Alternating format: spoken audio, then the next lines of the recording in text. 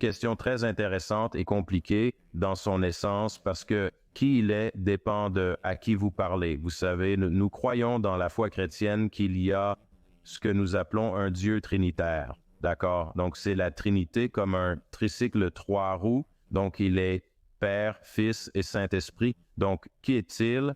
Eh bien, quand il est Dieu, le Créateur, d'accord, il est le Créateur et le donneur de toute vie. D'accord? Il est le Genèse, l'origine de tout ce qui est. C'est Dieu, Yahweh, Jéhovah, le Dieu de l'univers, mais ensuite l'homme tombe dans le péché et la Genèse 11 et 1 dit que la semence engendre selon son espèce, ce qui signifie qu'une chose doit être rachetée pour être rachetée.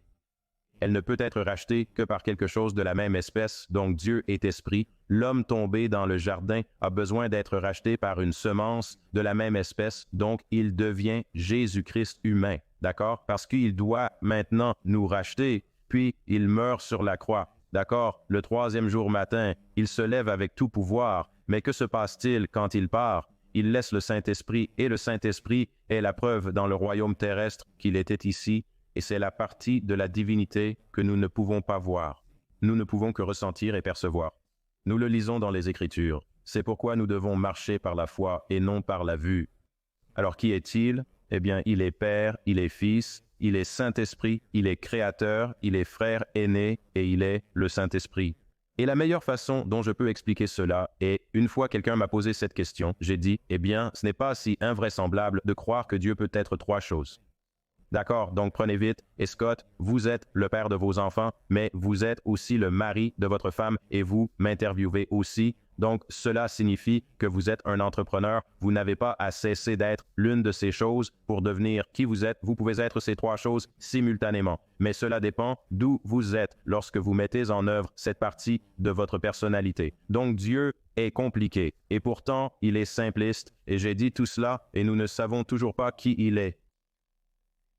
Je pense que beaucoup de gens ont beaucoup de mal à comprendre la place que Dieu a dans leur vie.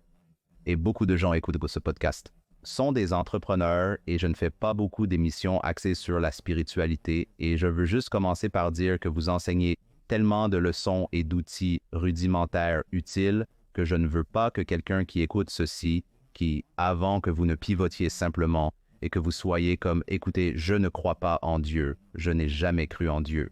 Ce n'est pas une partie de ma vie, je veux que vous écoutiez la façon dont nous expliquons comment Dieu a une place dans la société. Parce que ce que je crois, juste pour commencer, parce que c'est une excellente façon de commencer, je crois que la société dans son ensemble perd une connexion avec n'importe quel Dieu. Cela pourrait être Dieu chrétien, Dieu juif, Dieu islamique, Dieu musulman. Les religions abrahamiques les partagent techniquement le même Dieu, malgré leurs différences. Mais vous perdez le contact en général avec la religion traditionnelle. Et ce que je crois, c'est que lorsque vous perdez le contact avec la religion traditionnelle, quelque chose d'autre remplace cela en tant que Dieu dans votre vie. Donc l'argent, le travail, les femmes, le jeu, l'addiction à l'alcool. Et cela pourrait être d'autres choses. Comme le travail n'est pas nécessairement une mauvaise chose, mais le mettre sur un piédestal, c'est tout ce que je sers, n'est également pas sain.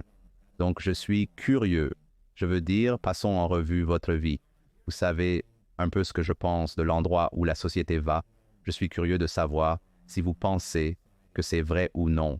Et si je suis totalement inconscient, c'est aussi OK.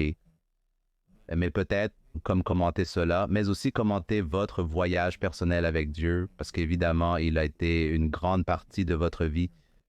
Oui, je pense que chaque génération pense que leur génération est aussi mauvaise que toute génération précédente parce que c'est celle dans laquelle vous êtes et celle que vous voyez. Remontons dans le temps et demandons à nos ancêtres combien il était difficile de vivre quand il n'y avait pas de lumière et vous deviez attraper ce que vous mangiez et vous deviez cultiver ce que vous mangiez et vous n'aviez pas à partir. Vous n'aviez pas le luxe d'un supermarché. Parlons de l'époque où la peste bubonique ravageait notre société et, vous savez, la varicelle et la rougeole et les grippes sans remède. Les temps ont toujours été durs. Et vous entendrez toujours la génération qui regarde en arrière à leur vie et dit « Je n'ai jamais vu ça aussi mal avant ». Et un jour, toi et moi regarderons en arrière et nous dirons « Nous n'avons jamais vu ça aussi mal avant ». Donc, je pense que la vie et difficile quand on la vit. Mais c'est encore plus désavantageux lorsque vous devez voir la vie d'un point de vue dont vous ignorez tout. Certaines personnes, notamment les septuagénaires, diront qu'ils n'ont jamais vu la situation aussi mauvaise avant l'Internet. Et voyez, ils ne font l'avant tout. Et nos enfants grandissent à cette époque et ils ne le voient pas comme une difficulté. Ils le voient comme un mode de vie. Ils le perçoivent comme un divertissement d'une façon différente. Maintenant, il y a évidemment des luttes qui vont avec, mais vous savez, pensez aux jours de Noé quand il y avait des inondations et que Dieu lavait le monde. Je parie que Noé dirait « Je n'ai jamais vu ça aussi mauvais avant ». Donc, vous savez, c'est relatif.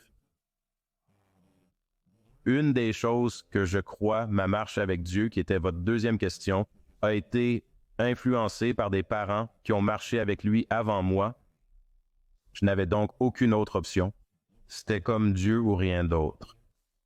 Eh bien, j'ai rencontré mon propre dilemme quand j'ai commencé à penser « J'ai 20 ans, j'ai 18 ans, je veux faire la fête, je veux m'amuser, je veux faire ce que tous mes amis font, et pourtant, j'ai ces parents qui me parlent de cette chose de Dieu. » Eh bien, cette chose de Dieu signifie que je ne peux pas aller en boîte, je ne peux pas boire, je ne peux pas faire toutes les choses que je vois mes amis faire. Pour être honnête, même en tant que ministre de l'Évangile, je suis tout aussi transparent dans notre chair.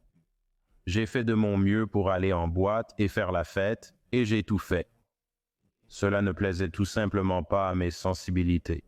Je sais, et je savais à 14 ans ce pourquoi j'étais créé. J'ai prêché mon premier sermon à 14 ans au mois de juillet de l'année 1995, et à partir de ce jour-là, j'ai prêché l'Évangile de manière constante jusqu'à aujourd'hui où j'ai 43 ans.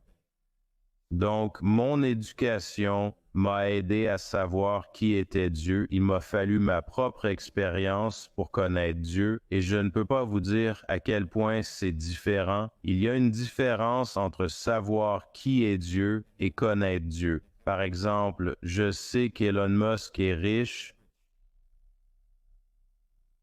Je sais qu'il a eu quelque chose à voir avec la création du camion Tesla. Je sais qu'il en est le propriétaire de X. Je sais qu'il a une valeur nette de plus de 300 milliards de dollars. En fait, j'étais à un spectacle comique l'année dernière et il était à 2 ou 3 personnes de moi. Donc, je sais qu'il était à ce spectacle comique, mais je ne le connais pas.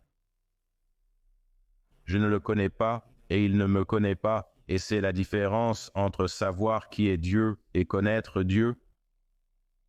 Pensez-vous que beaucoup de gens, sur la base de ce que je viens de mentionner, où les gens remplacent Dieu par d'autres objets et choses et vices, pensez-vous que c'est correct ou suis-je complètement à côté de la plaque?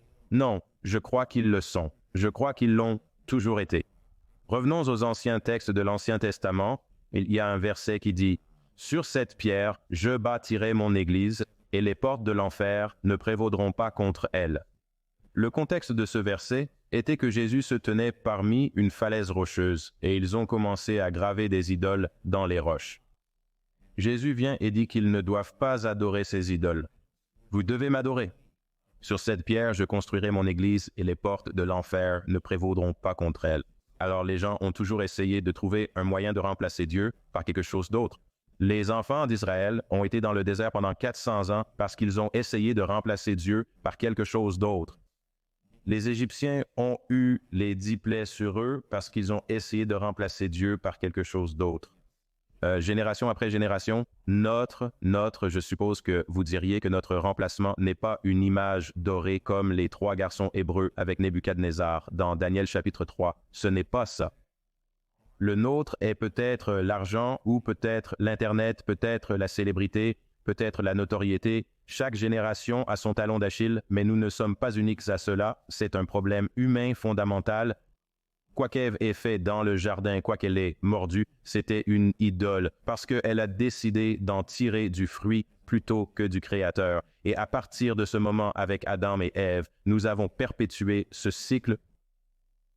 Et cela ne sera pas fini jusqu'à ce que, selon notre foi, Jésus revienne et que ceux d'entre nous qui l'ont accepté comme Seigneur et Sauveur seront emportés en un clin d'œil et ceux qui sont morts avant nous seront ressuscités du sol et nous irons au ciel et nos corps mortels seront transformés en corps immortels et nous serons au ciel avec l'enfer. Sans foi, croire cela semble désormais ridicule. Cela peut sembler fou, mais voici ce que je dis toujours. Je sais qu'il est difficile d'avoir la foi et de croire en Dieu. Mais voici ce que je dis toujours. Rien de ce que j'ai dit n'est peut-être vrai, par exemple. Je préférerais avoir Dieu et ne pas avoir besoin de lui que d'en avoir besoin et de ne pas l'avoir. Donc, disons, par exemple, que rien de ce que j'ai dit n'est vrai et que vous y croyez quand même. Au moins, vous avez, mais si c'est vrai et que vous n'y croyez pas, vous avez tout à perdre. Si ce n'est pas vrai et que vous n'y croyez pas, vous avez tout à perdre. Si c'est vrai et que vous n'y croyez pas, vous avez tout à perdre. Et c'est donc une excellente transition vers ma prochaine question, car ce que vous dites, c'est une manière très pratique, très logique de regarder Dieu, la foi et la spiritualité dans la société. Et j'allais vous demander si vous savez, sur la base de ce que vous venez de dire, comment non seulement vous connaissez Dieu, mais vous connaissez Dieu. Et je pense que beaucoup de gens connaissent Dieu, mais ne connaissent pas Dieu. Et j'allais demander comment quelqu'un dans la société moderne peut-il améliorer cette relation? Encore une fois, venant de quelqu'un qui n'est pas très religieux, comment quelqu'un peut-il améliorer cette relation et quel rôle cela joue-t-il en dehors de, en théorie, après que nous ayons avancé et... Donc, je dirais cela à la prémisse originale du début de la question.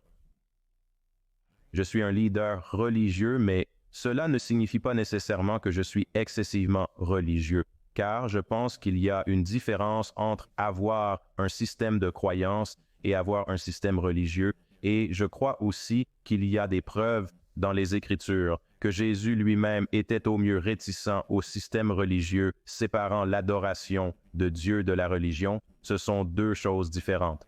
Le dénominationnalisme. Notre Église est une Église non dénominationnelle parce que nous ne croyons pas que vous devez être baptiste ou pentecôtiste ou, vous savez, méthodiste ou catholique. Nous ne croyons pas que vous devez être d'une dénomination particulière pour faire partie de la grande famille de Dieu. Alors, comment une personne dans une société moderniste se retrouve-t-elle dans la foi? Oui, voici le truc. Accepter Jésus-Christ ou accepter Dieu n'est pas de la technologie. Le processus ne s'améliore pas, il est le même depuis 1 million d'années. Si vous croyez en l'évolution ou 6000 ans, si vous croyez simplement en la création ou est ni l'un ni l'autre. Et aucun de nous ne sait. Vous savez, les gens pourraient vous dire qu'ils savent quel âge a la Terre en se basant sur les roches sédimentaires. Aucun de nous ne sait, parce que Dieu est assez intelligent pour qu'il ait pu créer des choses avec de l'âge dedans. N'est-ce pas? Parce qu'Adam et Ève n'étaient pas des bambins à leur naissance, ils étaient des adultes. Donc, il peut créer des choses déjà vieillies. Donc, aucun de nous ne sait. Mais le processus pour trouver Dieu n'est pas la technologie. Il ne s'améliore pas. Il suffit simplement d'avoir la foi. Le chapitre 10, verset 9 des Romains dit que si vous confessez de votre bouche que vous croyez que Jésus est le Seigneur et que vous croyez dans votre cœur que Dieu a ressuscité son Fils d'entre les morts, tu seras sauvé ou tu es sauvé, c'est tout. Nous disons dans notre Église que c'est aussi simple que ABC. Tu l'acceptes, tu crois en lui B, et tu le confesses C. Il n'y a pas de technologie à cela. Cela ne change pas. Si tu vis au Bangladesh ou si tu vis en Louisiane, peu importe si tu vis à Manhattan ou si tu vis à Miami, peu importe si tu vis à Houston ou si tu vis quelque part près des montagnes d'Iran, peu importe si tu crois qu'il est si universel qu'il entrera dans ton cœur, et quand il entre dans ton cœur, les choses qui semblent difficiles à croire deviennent soudainement plus faciles à croire parce que tu es maintenant influencé par ce puissant esprit que tu ne peux ni voir, ni goûter, ni toucher, mais que tu peux ressentir. Et je te promets, je peux le ressentir, je l'ai vu faire des choses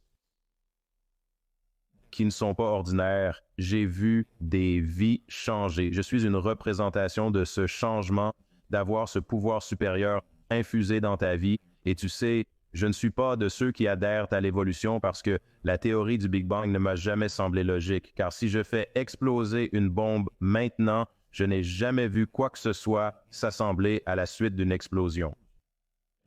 Je ne pense pas que cela se soit produit à l'époque, ni que cela puisse arriver aujourd'hui. Je crois qu'il doit y avoir... La vie est si compliquée. Vous regardez autour de vous et il y a des arbres et des rivières et des réservoirs et des cieux et des étoiles. C'est juste trop complexe pour être laissé au hasard. Alors je choisis de croire qu'il y a un Dieu. Je vais mentionner un point sur lequel j'aimerais votre avis. J'y ai beaucoup réfléchi parce qu'il y a toutes ces dénominations du christianisme. Il y a des dénominations de chaque grande religion. Et il semble toujours que ces dénominations servent vraiment à polariser à un certain degré des groupes de personnes qui croient dans quelque chose. Je n'ai jamais vraiment compris, même si j'essayais, en fait.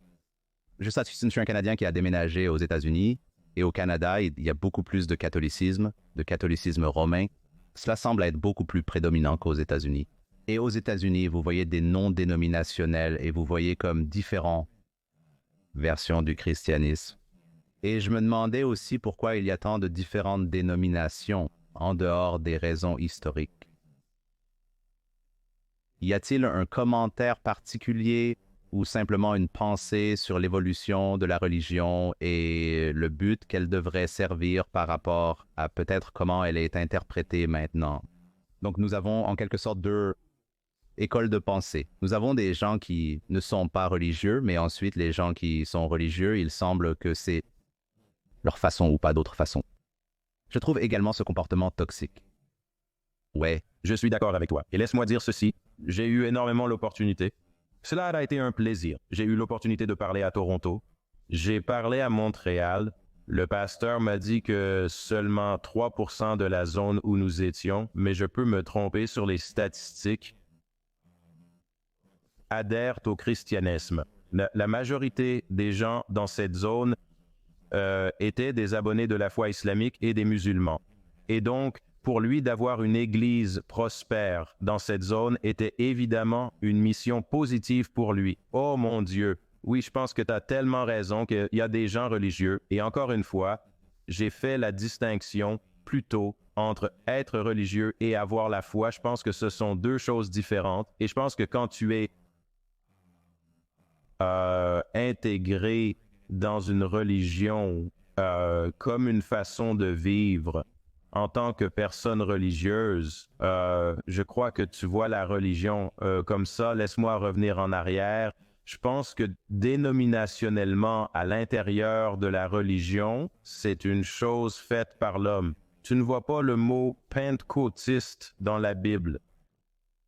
Tu ne vois pas le catholicisme dans la Bible. Tout cela sont des choses faites par l'homme. Pourquoi? Parce que, et j'ai vu cela, laissez-moi le ramener à un niveau encore plus bas que la dénomination. Quand j'étais jeune, notre Église faisait partie de la Convention baptiste nationale. Chaque année, nous devions assister à cette convention où tout le monde portait des costumes et allait à l'église toute la journée, ce que je détestais. Je veux dire, je détestais ça. Il devait aller à l'église, il devait aller en classe. Notre pasteur nous emmenait partout avec lui. Et puis un an, il a dit, voulez-vous aller à la réunion du conseil d'hiver? Et j'ai dit, d'accord. À notre arrivée, c'était le baptiste progressiste, c'était le baptiste national. C'était en partie 4 différentes sections baptistes de la Convention. Et je lui ai demandé, j'ai dit, et pourquoi avons-nous? S'il n'y avait qu'une seule confession baptiste, pourquoi existe-t-il des baptistes du Sud? Eh bien, ce qui se passe, c'est que lorsque les hommes n'obtiennent pas ce qu'ils veulent, ils partent et commencent autre chose. Il m'a montré l'église au loin en disant, tu la vois? Cette église s'appelle la première église baptiste. Je peux t'amener 3 minutes plus loin sur la route. Tu verras la deuxième église baptiste. La deuxième église baptiste existe à cause de désaccords avec les membres de la première église baptiste. Au lieu de résoudre leurs différences, ils ont fondé la deuxième église baptiste. 1 mile plus loin se trouve la troisième église baptiste, parce que les gens de la troisième église baptiste ne pouvaient pas s'entendre avec ceux de la deuxième église baptiste. C'est une chose faite par l'homme. Et quand l'autorité ne peut être atteinte, les hommes ont tendance à se retirer et à créer leur propre dénomination. Cela n'a rien à voir avec la façon dont Dieu a institué l'Église. Dieu a créé un seul corps. Il y avait un seul Seigneur, une seule foi, un seul baptême. Il a créé un seul corps. Et c'est pourquoi, quand il reviendra nous chercher, il ne reviendra pas pour les baptistes, il ne reviendra pas pour les catholiques, il ne reviendra pas pour les pentecôtistes, il ne reviendra pas pour les méthodistes, il ne reviendra pas pour les noirs ni pour les blancs, il ne reviendra pas pour les riches ou les pauvres. La Bible dit qu'il n'y a plus ni grec ni gentil. Il n'y a plus ni homme ni femme. Il n'y a plus ni esclave ni libre. Nous sommes un seul peuple et il revient simplement pour une personne, ceux qui croient. Peu importe votre taille, richesse, couleur de peau, il s'en moque, il s'en fiche. Si vous croyez, c'est pour vous qu'il reviendra sans vous demander votre carte de dénomination qui ne vous permettra pas d'entrer. Quand vous savez que vous avez exposé quelques points différents sur les systèmes de croyance, quand vous parlez à des personnes qui sont athées ou agnostiques, quel est votre commentaire? Et je suis sûr que votre commentaire sera l'un d'eux. Je ne sais pas si vous essayez de convaincre les gens de devenir plus religieux ou non, je vous laisse cela. Mais quel est votre commentaire sur la place que la foi et la spiritualité ont dans la société moderne pour quelqu'un qui n'a aucun intérêt? Il est très difficile d'avoir une conversation avec quelqu'un qui n'a aucun intérêt, mais ce que nous croyons dans la foi, c'est que vous plantez la graine et vous laissez Dieu faire l'arrosage. Vous savez, il y a un écrit qui dit que j'ai, Paul, planté la graine, Apollon l'a arrosé. Donc parfois, la personne qui plante la graine n'a pas la chance de voir la maturation. Si je te parlais maintenant et que tu étais athée, je n'essaierais pas de te convaincre de croire. Voici pourquoi. Je réalise qu'il serait aussi ardu pour moi de te persuader d'y croire que pour toi de me dissuader. Nous arrivons à la table avec des idées préconçues et des croyances. Donc, la seule chose que je peux faire pour le non-croyant après avoir partagé ma foi et peut-être été refusé est d'être un exemple de Dieu. C'est tout ce que nous avons à faire si l'Église se concentre sur le fait d'être bon plutôt que de dire aux gens à quel point ils ne sont pas bons. Plus de gens pourraient être attirés par ce que nous faisons en tant que ceux qui adhèrent à la foi. Vous ne pourrez pas battre quelqu'un à la tête et lui dire que vous allez en enfer si vous ne le croyez pas. Et vous ne réussirez jamais si vous ne croyez pas. Non, vous parlez à quelqu'un qui est probablement déjà réussi. Alors comment cela fonctionne? Comment dites-vous au milliardaire qu'il ne réussira pas si c'est ainsi qu'il souscrit au succès, qu'il ne réussira pas s'il ne croit pas maintenant? Nous ne croyons pas que les choses de cette terre ne sont pas les méthodes par lesquelles nous souscrivons au succès. Notre récompense est celle que nous ne pouvons pas voir. C'est un lieu céleste où nous aurons la vie éternelle avec Dieu et non la vie temporaire sur cette terre, parce que la maison dans laquelle vous êtes en ce moment est magnifique. Dans 100 ans, elle ne sera même plus debout. Mais il y a un autre endroit qui existe depuis le début des temps et qui sera là quand le temps tel que nous le connaissons n'existera plus. Je ne peux pas convaincre un athée de cela en temps réel, mais je peux être une lumière qui brille et un exemple de Dieu. Et alors cette personne peut un jour venir à la foi et savoir. Je me souviens de ce prédicateur qui parlait de Dieu il y a quelque temps. Je suis un peu plus curieux à ce sujet maintenant parce que la vie a une façon de changer la façon dont vous pensez. Soyez simplement patient. Chacun doit affronter de tels défis un jour ou l'autre. Et la vie, pour la plupart, nous mettra tous à ses pieds en demandant ce que je dois faire pour être sauvé. C'est ce que je crois, c'est ce en quoi nous croyons, et j'espère être un exemple de cela sur terre, loin d'être parfait, mais faisant de mon mieux, parce que certaines personnes ne verront peut-être jamais Dieu jusqu'à ce qu'elles me voient, ou vous, ou ma sœur, ou mon frère. Nous devons donc être les meilleurs reflets de lui possible.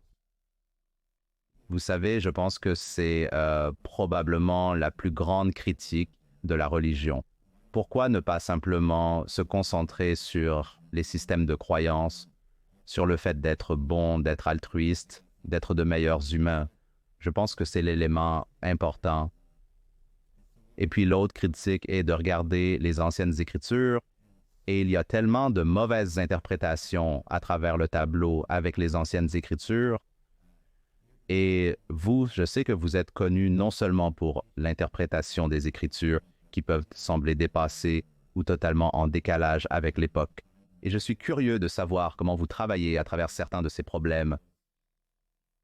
Problèmes mentaux, lorsque vous essayez de comprendre, d'accord, c'est une écriture qui à première vue semble incroyablement offensante selon les normes modernes. Donc je suis curieux de savoir comment vous réconciliez une écriture dépassée ou une écriture qui semble dépassée, mais aussi comment appliquez-vous certaines leçons de l'Ancien Testament, du Nouveau Testament, de tout type de textes religieux à l'époque moderne actuelle, société. Oui, nous avons effectivement déjà discuté du fait que la parole de Dieu n'est pas la technologie. Donc, cela ne peut jamais être démodé. Les histoires dont vous lisez sont démodées, n'est-ce pas? Donc, les enfants d'Israël dans le désert et la mer Rouge qui s'ouvre et Daniel dans la fosse au lion. Vous savez, toutes ces choses sont des histoires anciennes, mais je n'ai jamais entendu personne dire dans l'espace entrepreneurial que les principes de la pensée réelle riche sont démodés. Voyez, ces principes ne deviennent pas démodés. C'est incroyable comment, quand il s'agit de religion, nous percevons que notre livre est démodé, mais les gens lisent toujours Outwitting the Devil, ils lisent toujours Thinking Real Rich. Ces livres sont vieux. D'accord, ils n'ont pas des milliers d'années, mais ils sont vieux. Les principes ne deviennent pas démodés parce que le calendrier change. Vous devez croire en Jésus-Christ si vous voulez aller au ciel. Selon notre foi, vous devez l'accepter. Vous devez croire en Dieu. Ce n'est pas démodé, c'est en fait judicieux. Et ce le sera encore dans 1000 ans si la terre reste. Donc, ce que j'ai appris à faire, c'est que j'ai appris à sortir les gens de l'histoire elle-même et à voir comment l'histoire elle-même est applicable à leur propre vie personnelle. Donc, s'il y a un personnage dans la Bible qui a été couché sur le lit pendant 38 ans, ce qui est une histoire sur un homme qui n'a pas pu marcher pendant près de 40 ans, il voit Jésus, Jésus dit « Prends ton lit et marche », puis à nouveau l'homme commence à marcher. Voici l'application. L'homme n'a pas marché pendant 38 ans. Jésus dit, lève-toi et marche, et il le fait. Maintenant, à la personne moderne, Jésus te dit de te lever et de marcher. Vas-tu lui donner des excuses et dire, eh bien, je ne l'ai pas fait depuis 38 ans. Tu sais, peut-être que tu devrais d'abord m'envoyer en thérapie pour voir si j'en suis capable. Et peut-être si tu as des béquilles, parce que je ne veux pas forcer sur cette chose, tu sais, peut-être que tu as une canne ou des béquilles pour que je puisse m'y habituer progressivement. Tu vas manquer le miracle parce que si Dieu te dit de le faire, alors il a déjà réglé les autres circonstances qui t'empêcheraient de pouvoir le faire. Il ne te mettra jamais dans une position où tu n'as pas la force de lui obéir. Alors j'ai trouvé un moyen, dans mon esprit fini, de prendre une histoire ancienne, de la rendre applicable à l'époque actuelle, et j'espère que lorsque je prêche, tu te vois dans l'écriture et non le personnage qui était dans le texte original. J'espère que cela a du sens. Je veux que tu te vois dedans. Est-ce ta fille qui est malade? La fille de Jay Iris était malade. Oublie-le. Oublie sa fille de 12 ans, mets ta fille de 4 ans à la place, mets ta fille de 10 ans à la place. Et quand tu te concentres sur ces principes et ce qu'il a fait pour que Dieu guérisse sa fille, alors la question est, passeras-tu par la même chose pour qu'il guérisse la tienne? Quelles sont tes pensées sur tous ces autres débouchés spirituels que les gens adoptent? Je ne les connais même pas. Je pense à ce n'est pas spirituel en soi, mais c'est une version de la spiritualité, comme les gens qui croient dans l'astrologie ou des choses comme ça. Qu'est-ce que c'est? Qu'est-ce que c'est ce débouché que les gens recherchent? Oui, je pense que les gens cherchent juste des réponses. Et quand il n'y a pas d'intimité avec Dieu, quand il y a un vide, vous écouterez une autre voix. Vous savez, parce que Dieu est un astrologue, il a créé des étoiles. En fait, c'était une étoile qui a montré aux sages où il était quand il est né. Donc, il est astrologue. Je pense que nous avons des problèmes lorsque nous cherchons des solutions en dehors de Dieu. C'est vraiment ce qu'il en ressort. Quand vous cherchez en dehors de Dieu une autre solution à une question spirituelle, alors vous empruntez une route qui mène à une impasse.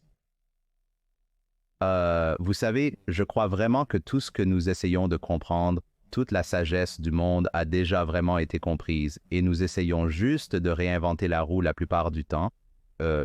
vous savez, vous connaissez les Écritures beaucoup mieux que moi. Pouvez-vous donner un exemple de sagesse qui a des milliers d'années et qui remplacerait probablement, vous savez, Pensez et devenez riche ou tout autre texte moderne que nous essayons d'étudier et d'apprendre comment construire une entreprise ou construire une vie ou se développer personnellement parce que je sais que tout est déjà là. Laissez-moi vous dire. Quelque chose, et je suis entrepreneur d'ailleurs, vous savez, je possède des entreprises. Vous savez, je suis un auteur dont nous allons parler aujourd'hui. Je veux parler de certaines leçons dans les livres. Je crois en l'entreprise maintenant. Maintenant, Paul, qui a écrit la moitié du Nouveau Testament, était un fabricant de tentes, c'était un homme d'affaires. Donc je crois en l'entreprise, je vais vous dire cela. Presque tous les livres sur l'entreprise que j'ai jamais lus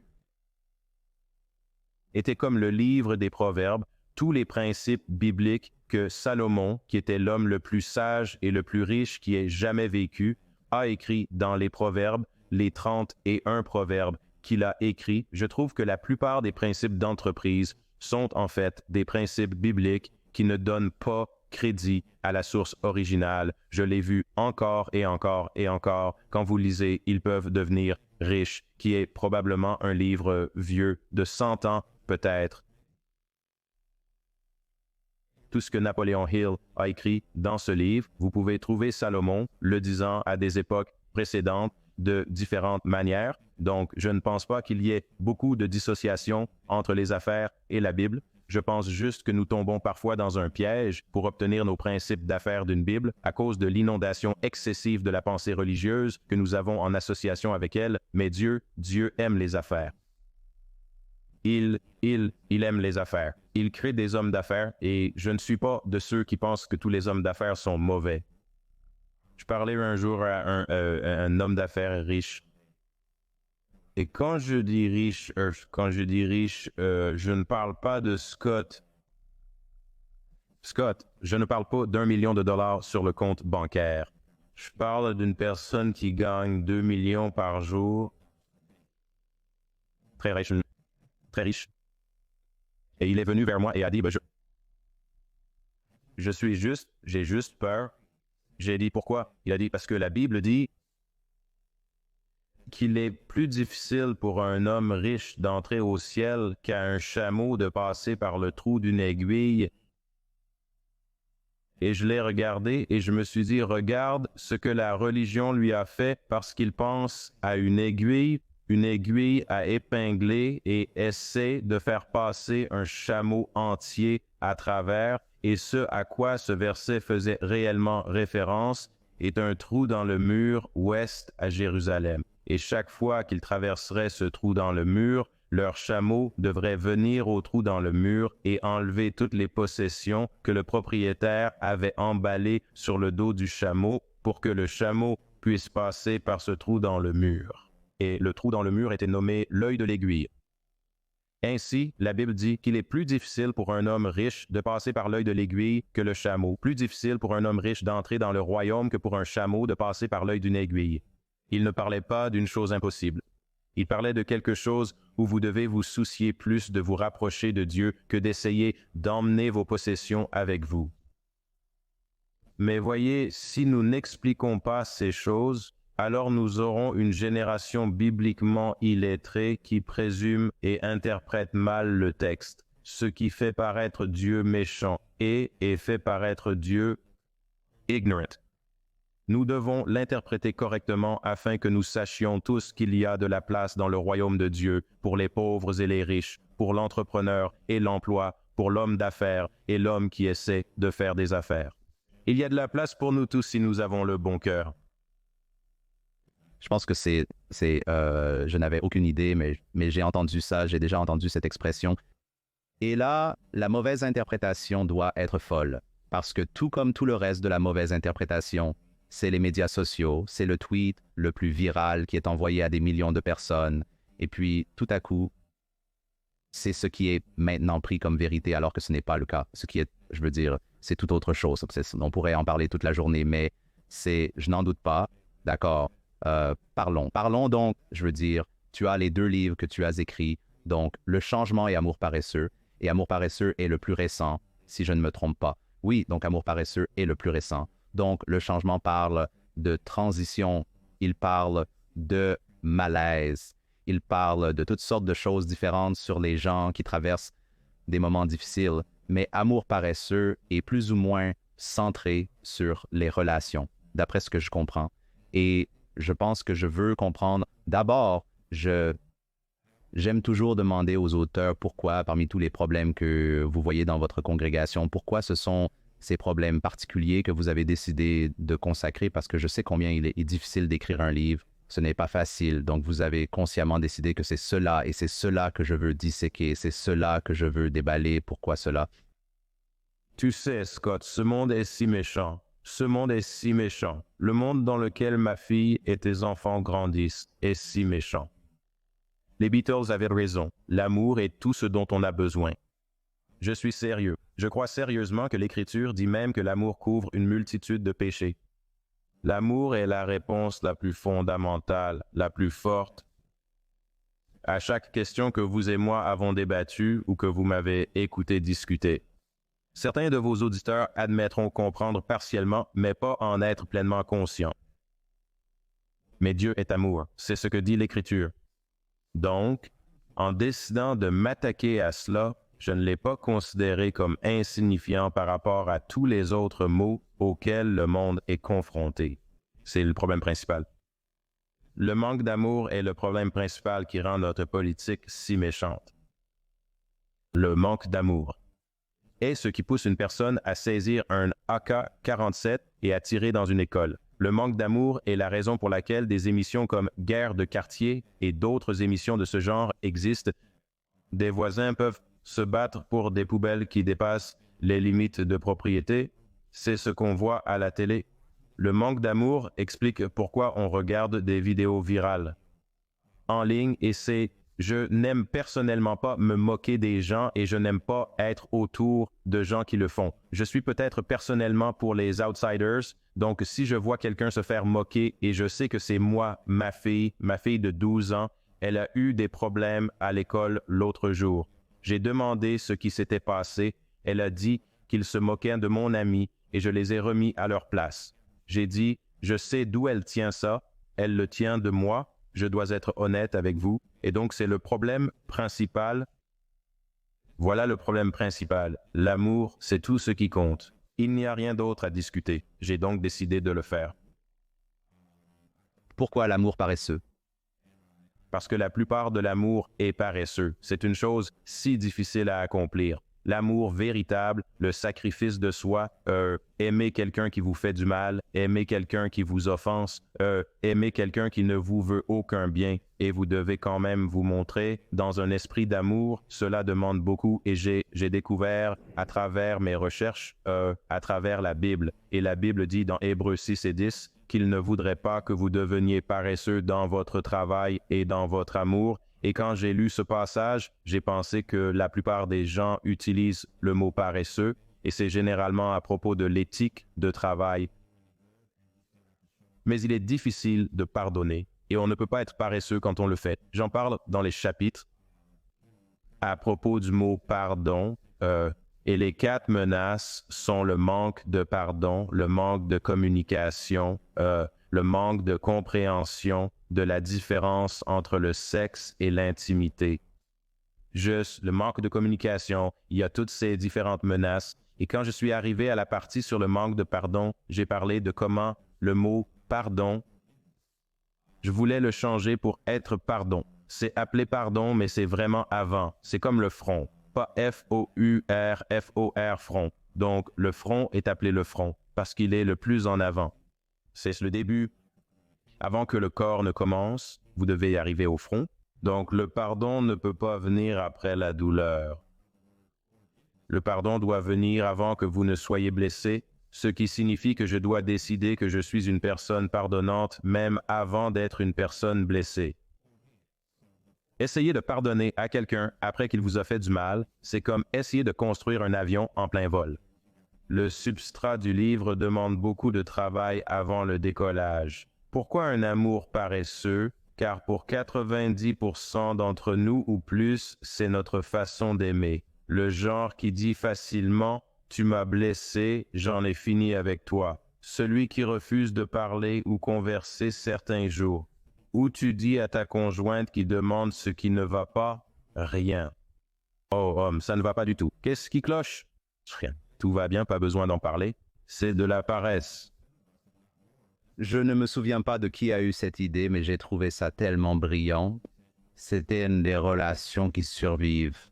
Et c'était dans un contexte de relation romantique comme mari-femme, mais cela peut être n'importe quelle relation.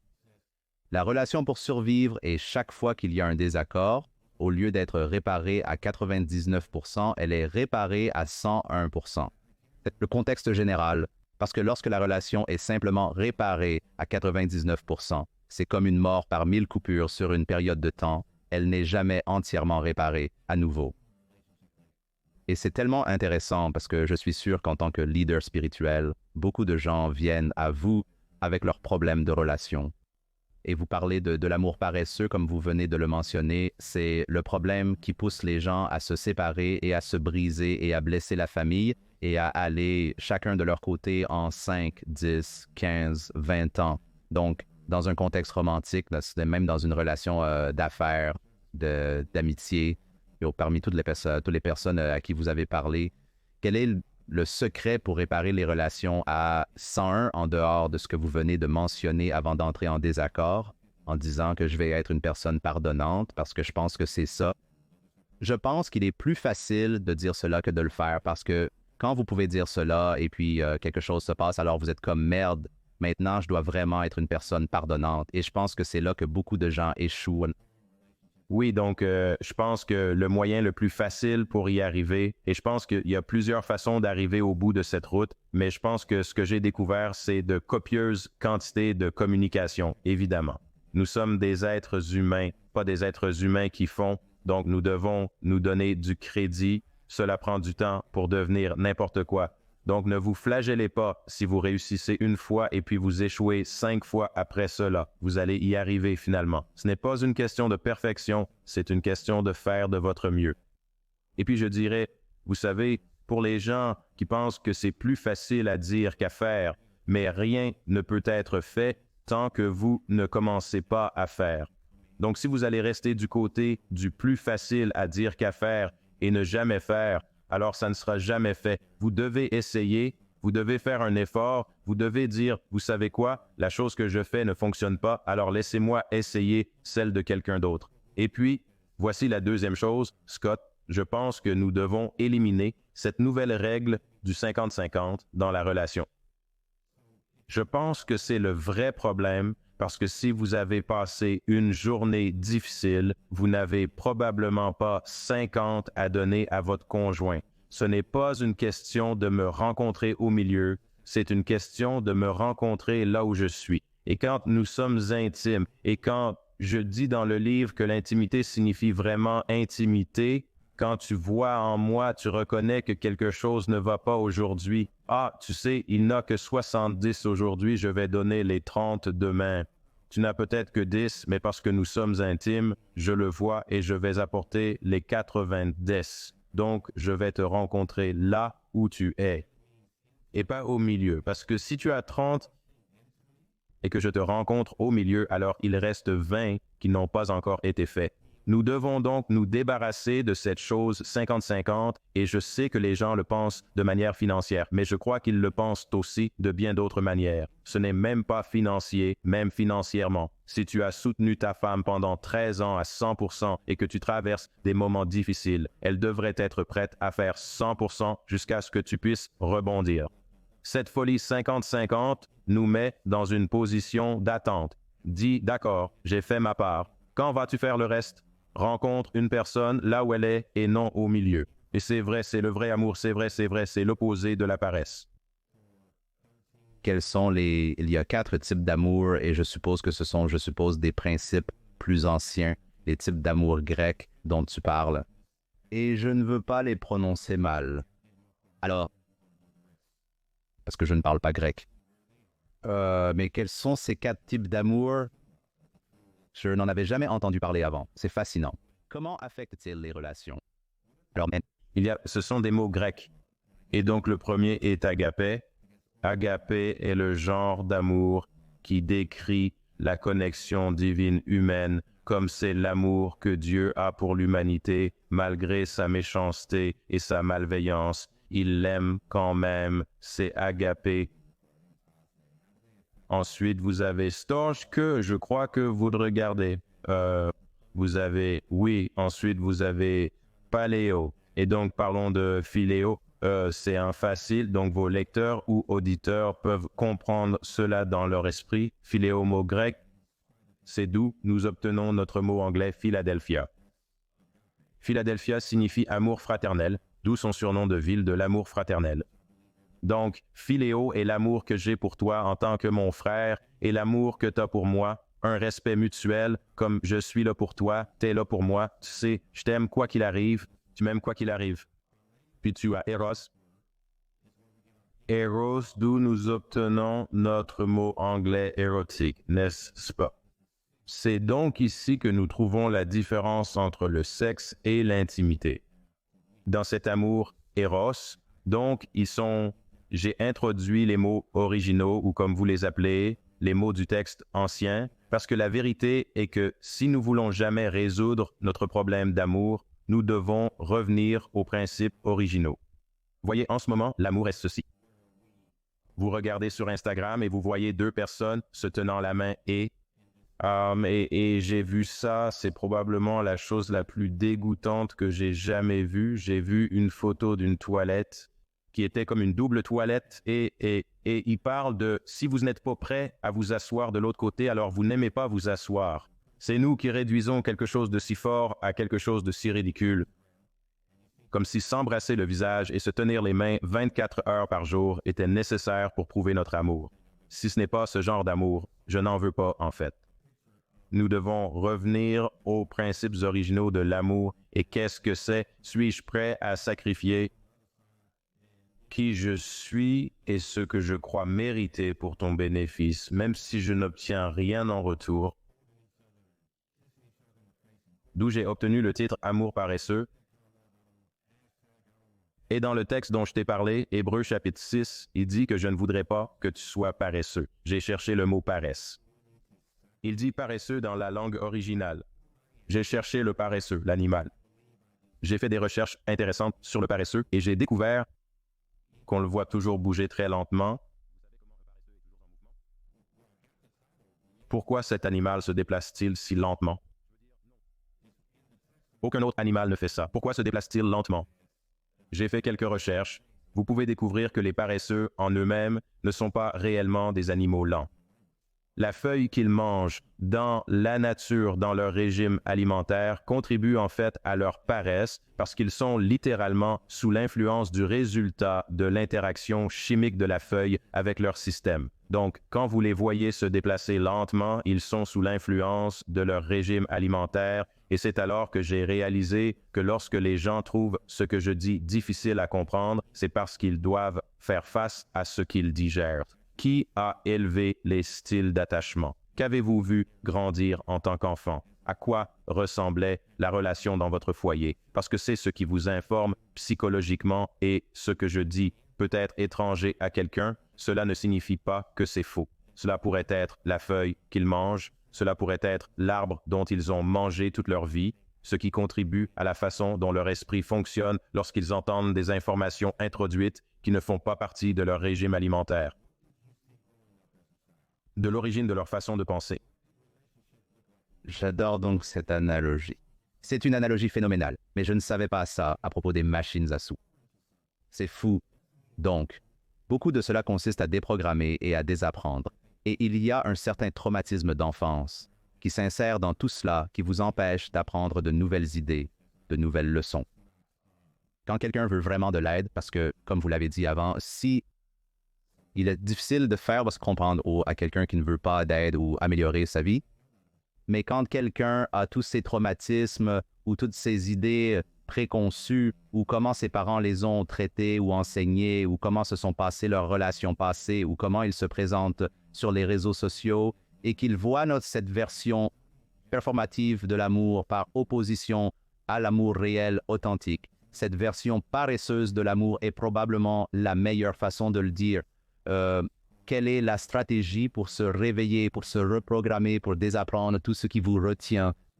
C'est une excellente question. Donc, il y a ces 4 idées appelées style d'attachement. Et le style d'attachement suggère que pour se déprogrammer, nous devons découvrir comment nous avons été préprogrammés et que chaque personne vivante apprend l'amour des personnes qui l'ont élevé. D'accord. Alors maintenant, ce qui se passe est... Mon père était un footballeur semi-professionnel qui a divorcé une fois, s'est remarié une fois, s'est séparé, puis a rencontré ma mère. Ma mère avait été divorcée et a rencontré mon père. Donc, vous parlez de 3 divorces et de 2 personnes qui ne sont pas mariées quand elles me conçoivent. Maintenant, comment pensez-vous que l'amour m'a été prescrit et décrit sans communication, juste en m'observant en tant que nourrisson et tout petit? Comment pensez-vous que j'observe l'amour? Tout d'abord, mon père a été divorcé, donc il est blessé. Ma mère a été divorcée, donc elle est blessée. Ils ne sont pas mariés, ils ne vivent pas ensemble. Je ne sais pas qui est mon père jusqu'à ce que j'ai 12 ans. Je ne l'ai jamais entendu dire « je t'aime » jusqu'à ce que j'ai 12 ans. Je ne l'ai jamais entendu me dire qu'il était fier de moi jusqu'à ce que j'ai 12 ans. Donc j'ai passé une décennie, plus de 2 ans, sans aucune affirmation masculine. Et maintenant, j'ai une mère qui élève un fils unique qui est divorcé. Donc mon style d'attachement est lié à la façon dont elle m'a aimé dans sa propre douleur. Vous avez un style d'attachement anxieux, vous avez un style d'attachement ambivalent, vous en avez un bon appelé style d'attachement sécurisé, et ce n'est pas moi qui essaie d'être un thérapeute, c'est vous faire savoir que c'est impossible jusqu'à ce que vous alliez déprogrammer et réapprendre. Il est impossible d'apprendre à aimer jusqu'à ce que vous reveniez en arrière et découvriez comment vous avez été aimé. Et c'est si important lorsque vous vous présentez dans vos relations avec vos conjoints, parce qu'au lieu de se disputer et de se battre, ce que nous faisons tous, nous devrions être en train d'interviewer des mères et des grands-mères et des cousins et des beaux-pères et découvrir comment Suzy était quand elle avait 3 ans pour que vous puissiez apprendre à vous montrer pour elle quand elle a 33 ans. Si vous ne revenez pas en arrière, il va être très difficile d'aller. Parce que vous parlez d'un autre sujet dont vous parlez, l'amour paresseux et l'amour actif versus l'amour passif. Et c'est une partie de ce cadre, c'est une partie de l'amour actif. Parce que, encore une fois, si vous regardez simplement la façon dont la société nous présente l'idée de l'amour dans une relation, cela devrait être naturel, cela devrait être organique, cela devrait sembler facile, cela devrait sembler que cela se produit simplement parce que c'est ce que nous croyons en grandissant. Nous allons simplement trouver cette personne et ce sera comme un heureux pour toujours. Et je veux dire, vous avez eu des relations. J'ai eu des relations et que ce soit à long terme, à court terme, marié, non marié, petite amie. Ce n'est jamais passif, ce n'est jamais facile. Si vous pensez que c'est facile, cela ne va pas durer, ce qui est essentiellement la conclusion. Et ce n'est pas Roméo et Juliette. Ce n'est pas moi debout dans le jardin de fleurs, regardant Juliette perchée sur un balcon avec de longs cheveux entretenus par Herbal Essence, et certaines de ces choses y sont incluses. Mais en fin de compte, ce n'est pas un scénario. Ce sont 2 personnes qui se réunissent, qui étaient aimées et qui essaient parfaitement de comprendre comment s'aimer parfaitement, ce qui est un exercice très difficile et il faut être actif pour éviter le piège de l'amour paresseux. Je pense que maintenant, commencer à la fin, l'une des choses à propos de l'amour ou des relations qui n'est pas vrai, c'est que vous ne trouvez pas le bonheur dans n'importe quelle relation. Je vois juste tellement de gens dire que je veux juste être heureux. Je dis aux gens, si vous cherchez une relation pour vous rendre heureux, elle n'est pas là. Les relations en elles-mêmes n'abritent pas le bonheur. Le bonheur est un travail intérieur. Il faut le cultiver ou vous devez le développer avec le temps. Mais si vous allez être heureux un jour, c'est un travail intérieur. Commencez de l'intérieur. Et il est possible d'être heureux de cette façon, même si vous êtes en relation avec une personne malheureuse. Deuxièmement, il en va de même pour la religion.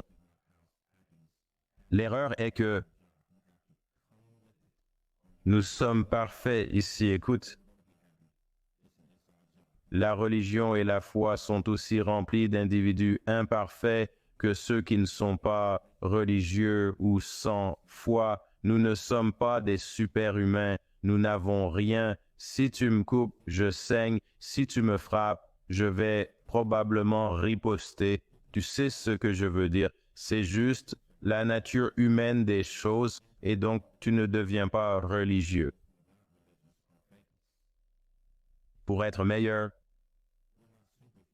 tu acceptes Dieu pour que tu puisses être sauvé des conséquences de l'enfer. C'est ce que c'est. Tu acceptes Dieu parce que tu crois qu'il y a un autre endroit où tu peux aller après que tout soit fini. Et dans le processus de cela, tu fais de ton mieux pour suivre ses lois et ses morales. Excuse-moi pour suivre ses lois et ses morales et pour t'assurer que tu fais de ton mieux pour le rendre fier de qui tu es. C'est comme ça. C'est le but. Ce n'est pas d'être un surhomme où tu te promènes et les gens peuvent juste voir l'auréole au-dessus de ta tête et tu sais, flottant sur les nuages et tout. Et Dieu te bénisse, frère, comme tu ne vas vraiment pas atteindre de vraies personnes si tu n'as plus de réalité en toi. Mon père, biologique et pasteur, avait l'habitude de dire, tu sais, le problème avec la plupart des gens, c'est qu'ils sont tellement attachés au ciel qu'ils ne sont d'aucune utilité terrestre, tellement concentré sur le ciel que tu oublies que tu dois être un exemple pour les gens sur la terre avant d'y arriver. Donc, ce sont les deux réponses de ce que j'ai à la question. Je ne suis pas sûr si elles répondent aux critères bien ou mais c'est là la première de cela est Un podcast, il n'y a pas de critères. J'apprécie. C'est juste de bonnes idées et de bonnes pensées. Oui, exactement. Non, il n'y a pas de critères pour cela. J'aime tout cela. Si tu allais, je veux dire, tu sais, tu as beaucoup investi dans ce livre, mais évidemment, tu évolues toujours et tu changes et tu vois de nouveaux problèmes et de nouvelles opportunités et les gens viennent à toi avec de nouvelles idées. Quelle est la chose que tu aurais aimé garder dans le livre ou mettre dans le livre que tu n'as pas fait? Je ne sais pas. J'ai quelque chose que je n'ai pas mis là-dedans, ou cela pourrait être quelque chose qui est apparu récemment et qui est lié à ces deux sujets, qui est plus pertinent en 2024 avec les élections à venir et les tensions financières mondiales et...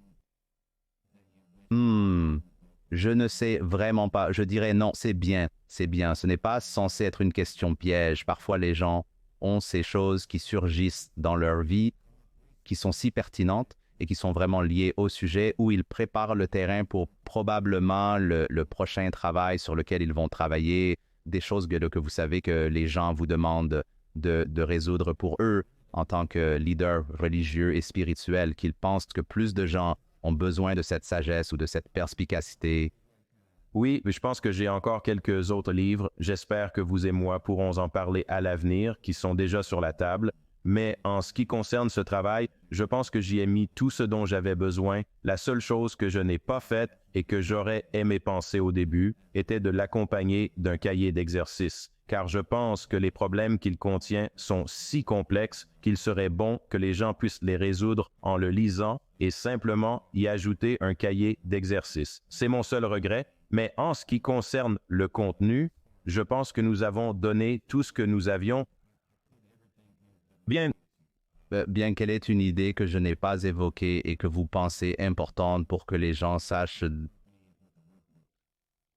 vous savez, la plupart des podcasts et des interviews que j'ai faites autour de ce livre, et c'est quelque chose que vous n'avez pas fait, et je ne dis pas que c'est bien ou mal. La plupart des podcasters, ils trouvent des sujets brûlants, et puis ils me posent des questions sur ces sujets brûlants. Et vous devez être très prudent parce qu'ils cherchent un moment viral et tout ce genre de choses. J'espère que l'interview elle-même est virale et que nous n'avons pas à dire quelque chose de fou pour obtenir Les gens pour le regarder, mais écoute mec, j'essaye toujours de me concentrer sur du bon contenu et d'enseigner aux gens et de les aider à s'améliorer. Je ne pense pas que le viral fasse ça. Le contenu est bon, le contenu est bon. Ouais, apprécie cela, mais vous savez, l'une des choses qu'on m'a demandé encore et encore, c'est qu'est-ce qui s'est passé, qu'est-ce que vous pensez quand cette personne a dit ceci et qu'est-ce que vous pensez quand une autre personne a dit cela. Et vous m'avez demandé pourquoi j'ai écrit le livre à propos de l'amour paresseux. Et Scott, c'est parce que je veux juste découvrir pourquoi nous nous battons toujours, nous nous battons pour tout. Nous ne pouvons pas élire un président sans nous battre. Nous ne pouvons pas parler des droits de reproduction sans nous battre. Nous ne pouvons pas parler du vote sans nous battre. Nous ne pouvons pas parler de l'éducation sans nous battre. Nous ne pouvons pas parler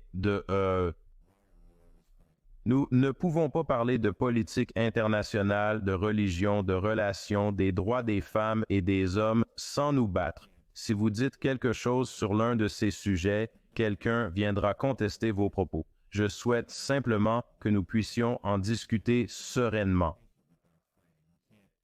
que nous nous aimions un peu plus et que nous nous battions un peu moins, parce que après avoir fini de nous battre, après avoir fini de castrer tous nos leaders, après avoir fini d'exposer et d'annuler tout le monde, nous allons lever les yeux et nous aurons besoin d'un leader et tout le monde va dire où est le leader et nous allons devoir en tant que société comprendre que nous avons contribué à la désintégration et à la chute de tant de grands hommes et femmes qui n'étaient pas pires que les personnes qui les ont détruits.